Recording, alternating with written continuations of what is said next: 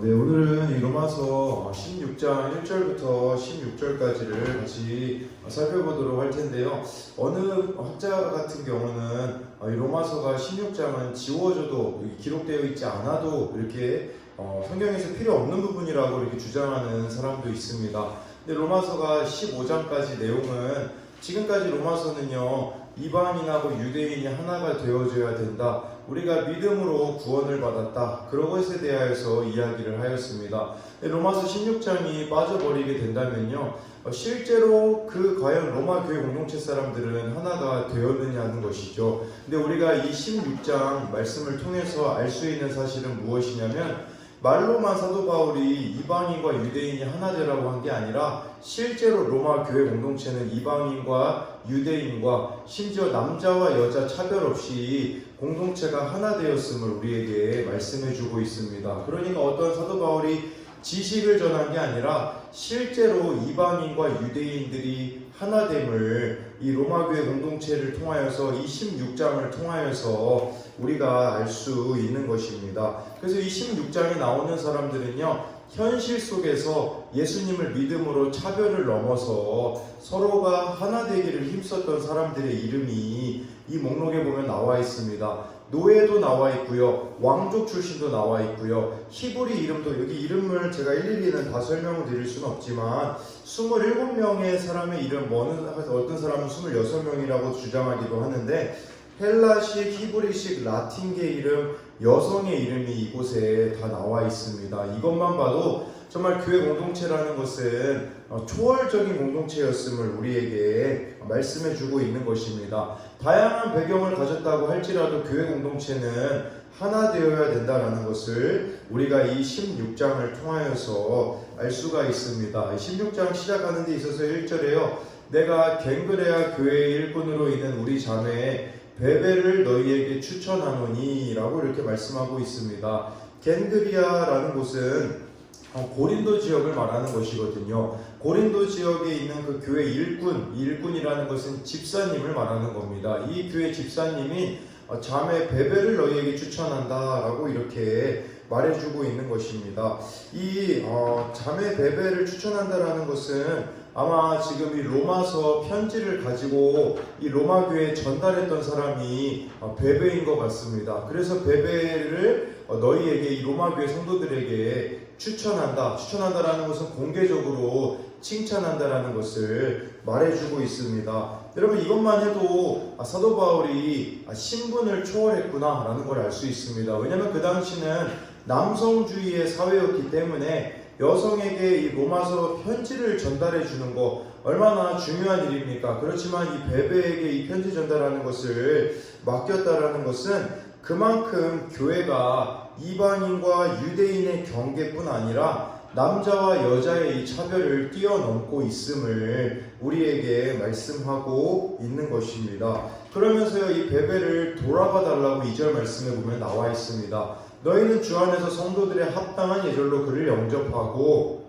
무엇이든지 그에게 소용되는 바를 도와줄지니 이는 그가 여러 사람과 나의 보호자가 되었습니다 라고 해서요, 이 로마 교회 성도들이 이 베베 자매에 대하여서 합당한 예절로 영접하고 무엇이든지 소용되는 바를 도와주라고 말씀하고 있는 것은, 당시에는요, 이렇게 다른 지역에 성도들이 파송이 되잖아요. 그러면 머무는 동안 숙식을 제공하고 필요한 도움을 주는 것이 교회의 관례였습니다. 여기서 도와줄지니 라는 말은 곁에 서라라는 말입니다. 눈높이를 맞추고 합당하게 도와주라고 말씀하고 있는 것이죠. 베베는 어떤 사람이었기 때문에 그렇습니까? 2절 말씀에 보면 나의 보호자가 되었다고 말해주고 있습니다. 이 보호자라는 말은요, 사도 바울을 경제적으로나 법적으로 이 베베가 도와줬었던 역할을 했었음을 말씀하고 있는 것입니다. 그러면서 3절 말씀해 보니까요, 너희는 그리스도 예수 안에서 나의 동역자들인 브리스가와 아굴라에게 문안하라. 이 둘은 부부입니다. 원래 브리스길라, 아굴라라고 해서, 근데 여기 지금 여자가 먼저 나와 있거든요. 원래 아굴라, 브리스가라고 말해야 되는데 이 성경에는요, 브리스가와 아굴라라고 말하고 있는 것은 아마 이 아내이었던 브리스가가 신앙이 더 뛰어났었던 것 같습니다. 그렇기 때문에 이 브리스가와 아굴라 이렇게 표현을 하고 있는데, 이 부분은 사도 바울이 어디서 만나게 되냐면요, 이 둘은 유대인입니다. 근데 로마에서 유대인들을 쫓겨났었던 그런 칙령을 내렸던 적이 있습니다. AD 49년에 이 두 부부가 로마에 살고 있다가 쫓겨났거든요. 그래서 사도행전 18장 2절에 보면요, 사도 바울을 고린도 지역에서 만나게 됩니다. 18장 3절에 보면 생업이 같았다고 말합니다. 천막을 만드는 일을 하게 되었는데, 이때 브리스가와 아굴라가 사도 바울을 통해서 예수님을 믿게 되어지고, 또 5년 후에 다시 로마가 열리게 되거든요. 그래서 아마 이 두 부부는 로마로 다시 가가지고 교회를 세우는 일에 또 앞장섰던 부부라고 할 수가 있습니다. 그러니까 이 믿음의 나의 동역자들이라고 사도 바울이 이들에 대하여서 표현하고 있는 모습을 보면서 여러분들에게는 어떤 주변의 사람들이 있습니까? 믿음의 동역자들인 브리스가와 아굴라와 같은 사람이 여러분들 가운데 있는가를 돌아봤으면 좋겠습니다. 여러분들이 진정으로 예수님을 사랑한다면 예수님을 사랑하는 사람 곁으로 모일 수밖에 없다라는 것입니다. 근데 주위를 둘러보았을 때 이렇게 진리의 동역자가 없다면 나 자신을 성찰하고 또 바꾸어야 된다라는 것을 알 수가 있습니다. 이 브리스가와 아굴라 부부는요, 또 어떤 귀한 섬김들을 하게 되었냐면 4절 말씀에 보면요, 내 목숨을 위하여 자기들의 목까지 내놓았다. 에베소 지역에서 사도 바울이 죽음을 당할 뻔했거든요. 그때 이 브리스가와 아굴라 부부가 함께 사도 바울을 지키는 일에 힘썼습니다. 그래서 나뿐 아니라 이방인의 모든 교회도 그들에게 감사하느니라. 이들이 교회를 섬기는 데 있어서요, 고린도와 또 에베소 교회를 함께 섬겼거든요. 그러니까 목숨을 내놓고 그 교회를 섬겼기 때문에 이방인의 모든 교회도 이 두 부부에게 감사한다고 말씀하고 있는 것입니다. 더 나아가서요, 이 부부는 자신의 소유를 하나님 앞에 내어드렸습니다. 어떻게 할 수 있냐면 5절에 보니까 또 저희 집에 있는 교회에도 문안하라 라고 말씀해 주고 있습니다. 저희 집에 있는 교회에도 문안하라는 것은 고린도 지역에서도 에베소 지역에서도 그 당시 교회는요, 어떤 건물적인 그런 것이 없었거든요. 가정에서 이렇게 예배가 진행되었었거든요. 그래서 그들은 자신의 집을 예배의 초소로 내어주었다라는 것입니다. 그래서 어느 장소에 있든지 자신의 집을 예배의 초소로 내어줬던 브리스가와 아굴라 부부를 우리가 알 수가 있는 것입니다. 여러분, 이걸 통해서 우리가 알 수 있는 것은 교회는 건물이 아니라 바로 예수님을 따르는 사람들의 모임이라는 것이죠. 정말 이상적인 교회가 되고 싶습니까? 제가 김병삼 목사님의 어떤 영상을 보게 되었는데, 지금 이 시대 가운데 우리 교회가 필요한 것이 무엇인가에 대하여서 이야기를 하시는데, 매력적인 교회가 되면 된다고 했습니다. 그 매력적인 교회라는 것은 무엇이냐면, 우리 한 사람 한 사람이 진리 위에 정말 예수님을 닮는 삶을 살아갈 때에 세상 사람들은 그 그리스도인들에게 끌릴 수밖에 없다고 이야기를 하더라고요. 지금 여러 가지 또 코로나로 인하여서 위기라고 이야기를 하는데, 우리가 정말 그리스도인이 된다면 이것은 위기가 되지 않을 수도 있다는 사실을 또한 기억해야 한다는 것이죠. 또한 그 당시에 이 교회가 집에서 또 이렇게 집을 또 교회로 사용했다라는 것을 보면 집에서의 모습과 교회에서의 모습이 달라서는 안 된다라는 것입니다. 근데 우리의 이런 모습들이 가정이 또한 교회가 되어야 되는데, 가정과 교회에서의 모습이 다르다면 이것들에 대하여서도 우리가 또 한번 생각해 봐야 되는 부분이라는 것이죠. 그리고 여기 5절 말씀에 보니까요, 내가 사랑하는 에베네도에게 문안하라. 그는 아시아에서 그리스도께 처음 맺은 열매니라 라고 해서요, 이 에베네도는 아시아에 있는 사람으로서 처음으로 예수님을 믿게 된 이런 귀한 열매임을 또 말해주고 있습니다. 6절에 보면요, 이 참 많이 수고하고 있는 사람의 이름이 나와 있습니다. 여자인데요, 너희를 위하여 많이 수고한 마리아에게 문안하라 라고 해서 이 공동체를 이렇게 수고하면서 섬겼던 이 여성에 대하여서도 사도 바울이 언급하고 있습니다. 또 보면요, 사도 바울의 친척도 있었습니다. 7절에 보면 내 친척이요 나와 함께 갇혔던 안드로니고와 유니아에게 문안하라. 사도 바울의 친척이 있었는데 이들은요 사도들에게 존중이 여겨지고 사도들이 이들을 존중했다고 말합니다. 또한 나보다 먼저 그리스도 안에 있는 자라. 사도 바울보다 먼저 예수님을 믿었던 자들인데 근데 이들은 사도 바울을 함께 섬기는 일에 동참했다라는 것입니다. 사도 바울이 이들보다 예수님을 늦게 믿었기 때문에 이들의 입장에서는 사도 바울을 무시할 수도 있었거든요. 그렇지만 무시하지 않고 그들을 섬겨주었다고 이렇게 일일이 다 사도 바울이 언급하고 있습니다. 8절 말씀을 보면요. 또 주 안에서 내 사랑하는 암블리아에게 문안하라. 우리가 여러분 누가 교회 공동체 가운데서도 여러분들이 특별히 사랑하는 사람들이 있잖아요. 근데 그 사랑하는 사람은 주로 나랑 대화가 잘 통하는 사람이거나 뭔가 코드가 맞는 사람을 우리는 사랑한다고 하잖아요. 근데 사도 바울은 여기서 사랑하는 암블리아라고 이렇게 말하고 있는데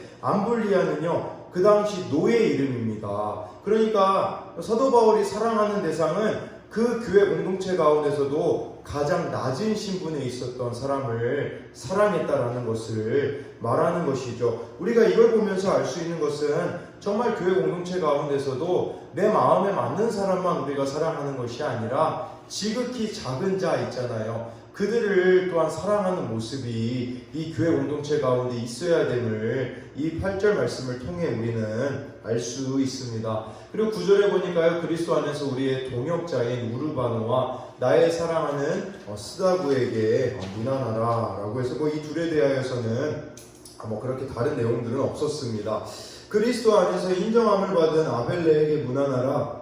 아리스도 블로의 권속에게 문안하라. 이 아리스도 블로는요 그 당시에 왕족이었습니다. 근데 그의 권속에게 문안하라. 이 권속은 노예를 말하는 것이거든요. 그래서 그 왕족의 집에 있었던 이 노예에게도 사도 바울은 문안을 하고 있고요. 11절 보면 내 친척 헤로디온에게 문안하라. 나기수의 가족 중 주 안에 있는 자들에게 문안하라 이렇게 말씀하고 있습니다. 내 친척 헤로디온, 이 헤로디온은요 헤롯 그 왕가 사람이거든요. 그러니까 이렇게 왕족 중에서도 예수님을 믿었던 사람들이 있었다라는 것을 말해주는 것입니다. 나기수의 가족 중, 이 가족이 원어를 보면 노예거든요. 이 나기수의 노예에게도 이렇게 주 안에서 문안하라 라고 말씀하고 있는 것은 이처럼 로마 교회 공동체는 왕족도 있었고요, 노예도 있었고, 노예와 왕족은 도무지 함께 할 수 없는 사람들이었었거든요. 그렇지만 그들이 예수님의 이름 안에서 하나가 되었음을 우리에게 이렇게 말씀하고 있습니다.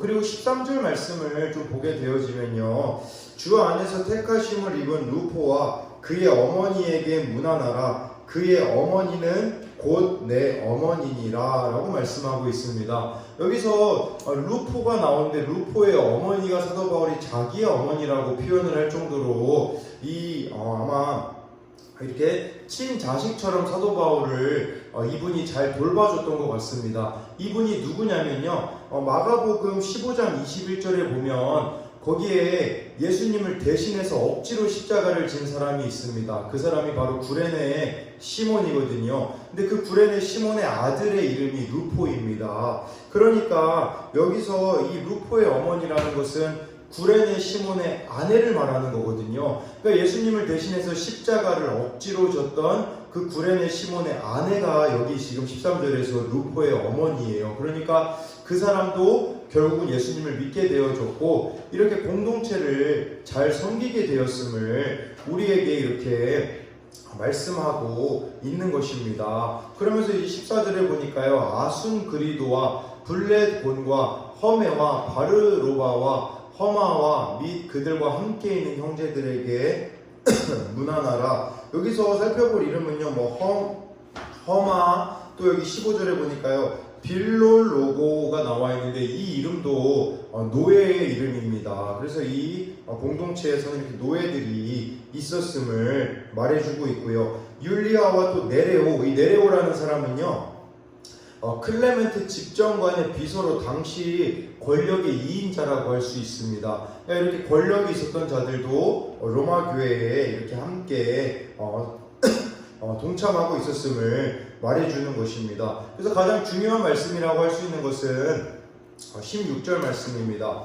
너희가 거룩하게 입맞춤으로 서로 문안하라. 그리스도의 모든 교회가 다 너희에게 문안하느니라 라고 말씀해 주고 있습니다. 그러니까 이렇게 서로 사랑으로 돌아보라는 것을 거룩하게 입맞춤으로 문안하라고 사도 바울이 표현을 했는데요. 사도 바울은 이제 우리가 예수님 안에서 한 가족이 되었으니까 가족 사이에 하는 방식으로 문안해야 된다라는 것으로 이렇게 말하고 있습니다. 그래서 우리가 이 16절을 통해서 우리가 돌아봐야 되는 것은 우리 순복음 아름다운 공동체가 어떻게 한 가족임을 잘 나타낼 수 있을까 우리는 고민해야 된다라는 것이죠. 서로 문안하라는 것은 서로를 돌아봐야 된다라는 말입니다. 정말 우리는 예수님 안에서 한 가족이기 때문에 서로의 관심을 가지고 서로에 대하여서 돌아봐야 한다라는 것인데, 여기서 주 안에서 입맞춤은 내가 선택하는 게 아닙니다. 나 좋은 사람들하고 만나고 어울리는 것이 아니라 나를 필요로 하는 사람들이 나를 선택하는 것입니다.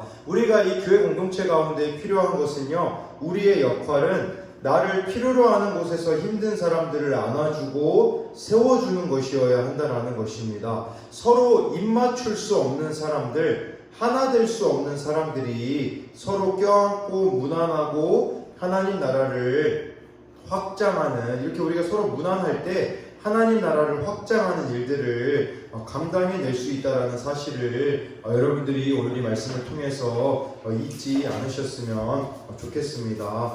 우리 시간에 좀